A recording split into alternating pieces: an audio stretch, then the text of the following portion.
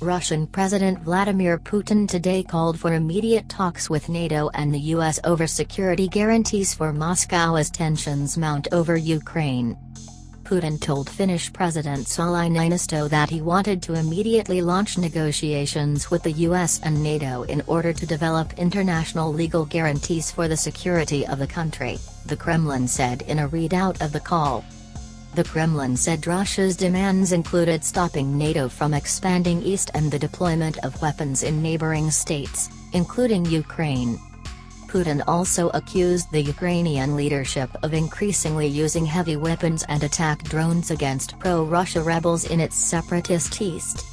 It emerged earlier today that Putin and Chinese President Xi Jinping will discuss tensions in Europe and aggressive US and NATO rhetoric during a video call on Wednesday.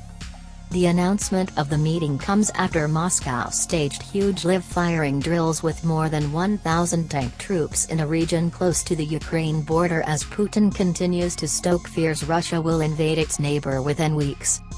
The latest show of strength by Putin comes amid high tension between Moscow and the West, with NATO countries such as Britain and the US warning that serious consequences will follow if Russia invades Ukraine. Putin has denied Russia plans to seize territory from Ukraine and has accused Britain and its allies of demonizing his country. But the Kremlin strongman is now looking for China's support in Europe and will discuss cooperation priorities of the future during talks with Xi Jinping on Wednesday. The leaders will also exchange views on current global and regional issues, the Kremlin added, without expanding further. It comes as new footage showed Russia staging ground battle exercises some 30 miles from the frontier, a move that will do nothing to calm fears over Putin's intentions. The video shows drills held by the country's southern military district at Katimovsky firing range in Rostov region. On Monday, British Prime Minister Boris Johnson warned Putin in a phone call of his deep concern about the Russian military buildup close to Ukraine, and that serious consequences will follow in the event of invasion. U.S. intelligence officials estimate that as many as 175,000 Russian troops could launch an attack early next year, with troops, tanks and artillery already massing on the Ukrainian border. Tensions continue to soar between Moscow and the West over Ukraine, as Russia said on Tuesday it was monitoring a French warship near its borders in the Black Sea. In the drills, soldiers performed fire training in the field using AK-74M, rebounds per game 7 volts and AGS-17 Plamya hand and automatic grenade launchers, said TV's Zvezda, run by the Russian Defense Ministry. More than 100 crews of BMP-3 infantry fighting vehicles equipped with 100mm guns performed exercises of live firing from short stops and in motion at distances up to 1,000 meters, according to the Russians. Motorized riflemen completed shooting exercises using AK-74M assault rifles, rebounds per game 7 volts hand and automatic grenade launchers and AGS-17 Plamya grenade launchers. They mastered the skills of camouflaging shooting positions. The range is some 30 miles from the border with the pro-Moscow rebel-held Luhansk region of Ukraine. The latest drills involving 1,000-plus troops followed a 5-day exercise when 500 tanks crews performed winter live firing from T-72B3 and T-98 tanks.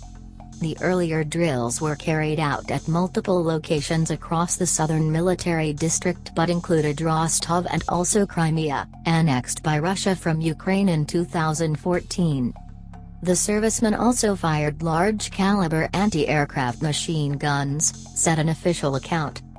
The crews drilled hitting targets imitating a moving tank, an anti-tank grenade launcher and a recoilless gun at distances ranging between 300 and 2,000 meters. A spokesman said, the drivers practiced driving the tanks in rough terrain, negotiating natural obstacles, including anti-tank ditches and barriers.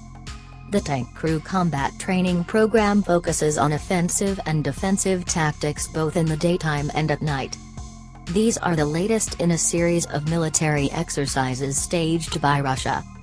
It comes as Russia's Black Sea Fleet forces said on Tuesday they began to monitor the actions of the French Navy's multi-mission frigate Auvergne after it entered the Black Sea, the Defense Ministry said in a statement carried by Russian news agencies.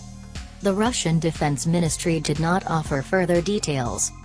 Tensions between Moscow and the West are on the rise over Russian troops' movements near ex-Soviet Ukraine.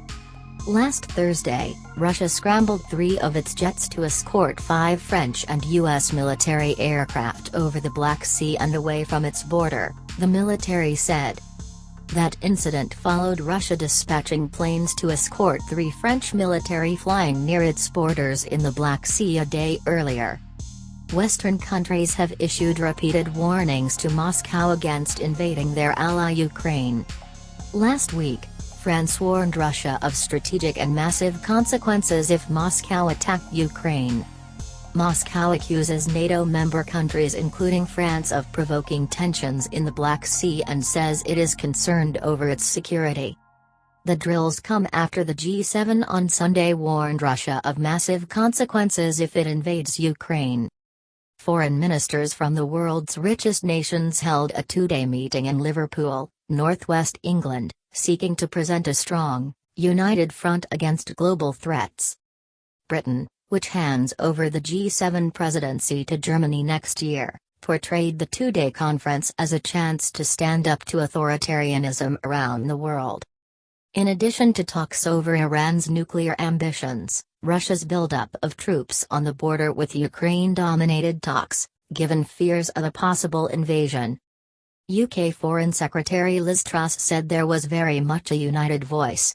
That there will be massive consequences for Russia in the case of an incursion into Ukraine. In the final communiqué, ministers unanimously backed Ukraine's territorial integrity and sovereignty, praising President Volodymyr Zelensky for Kiev's posture of restraint. All options, including wide-ranging political and economic sanctions, are on the table if Russia ignores a diplomatic solution, officials indicated. A senior U.S. State Department official on Saturday said a large number of democratic countries were ready to join the G7 nations of Britain, Canada, France, Germany, Italy, Japan and the United States in taking action. U.S. President Joe Biden last week held a virtual summit with his Russian counterpart Putin to voice Western concerns. He is sending his top diplomat for Europe and Eurasian affairs to Kiev and Moscow next week for follow-up talks with senior officials. Pope Francis also called for the situation to be resolved through serious international dialogue and not with weapons, following the Angelus prayer at St. Peter's Square. Germany's new Foreign Minister Annalena Baerbock, speaking later on Sunday, warned that the Nord Stream 2 gas pipeline from Russia would not be allowed to operate in the event of any new escalation in Ukraine, under an agreement between Berlin and Washington. In response to the G7 summit, Putin last night denied Russia planned to seize Ukraine and accused Britain and its allies of demonizing his country. The president's official spokesman, Dmitry Peskov, said the accusations by Britain and its allies were once more being made with the aim of further demonizing Russia.